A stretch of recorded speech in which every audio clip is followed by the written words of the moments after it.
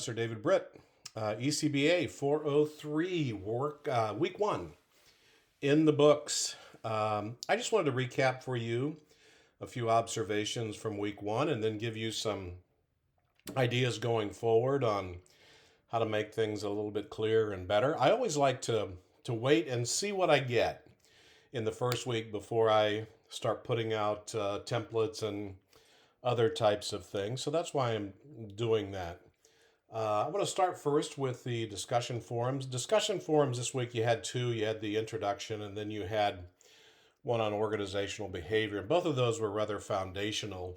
But I do want to encourage you as you go forward, and I put this in the comments in the grade book. I want to make sure that you look at the rubric on discussion forums going forward, and make sure that you have supported opinion in your initial post, and that is simply outside sources. Outside sources show that you've gone beyond traditional things, and you're looking for support for your ideas and for your thoughts. And this supported opinion is more than just your textbook. So I want to make sure that you go beyond your textbook, both in your initial posts and your response posts. So I graded these rather liberally in the first week, but going forward, I'm going to be looking for more depth, both in your initial posts and your response posts. The first discussion post was quite detailed, so you had a lot of stuff in that. So, but going forward, just make sure that you do that, okay? And then the case studies. You're going to see some comments. I'm pretty detailed in the margins this week on the case studies. I'm going to start grading these in a bit. But I'm also going to be supplying you a copy of this Word document so that you'll be able to add some format whenever you have a case study. I think these will be helpful, help you arrange your thoughts, and help you communicate more. Now, this is not a paper or an essay, but it is an organized way of putting your thoughts on paper. So here on the cover page, this just helps me out to have the name of the case study. So you can just take whatever the case study name is for that week. It's the class ECBA 403, organizational behavior, and then put your name there, okay? And so if I was doing a response to a case study, I would look at it this way.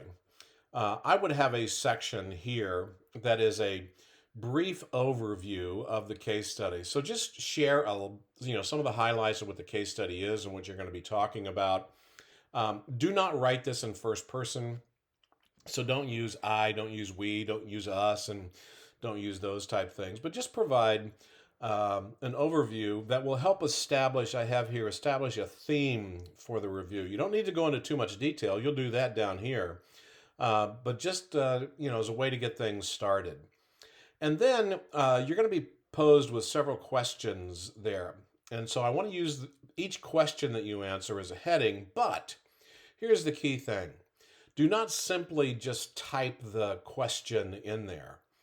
So for example, here in week one, it talked about how Amy should respond to the emails. So rather than just repeating what the question is there, use a heading something like responding to emails or something that will take the idea of the question and synthesize it. Then you can go into the details there. And then do that for each question. So if there are 5 questions, you'll have 5 different headings in there. And that just is a helpful way for you to be able to communicate things to the reader that isn't all jumbled in one paragraph. Because what happens sometimes is people, for whatever reason, just decide to put everything in one big paragraph. And I'll tell you, people don't read it. Now, I have to read it, okay? But if you're trying to communicate something to somebody and you just jumble it into one paragraph, they're going to punt about sentence 2 on you, okay? So answer those questions. And then think of this kind of as a conclusion or key takeaways. And this is where you'll recap your findings, discoveries that you may have had through this. And if you go back here, you're establishing a theme, this key takeaway is, what are your thoughts? What's the overarching message that you have here that you'd like to share with the reader that kind of summarizes the key and the general ideas of the study. And so anytime we have a case study, which will be several times in this class, you'll be able to do this. Now, for your final one in week 7, you've got instructions for that. You're going to do something totally different. You're going to do a PowerPoint with a video, with a audio overview on that.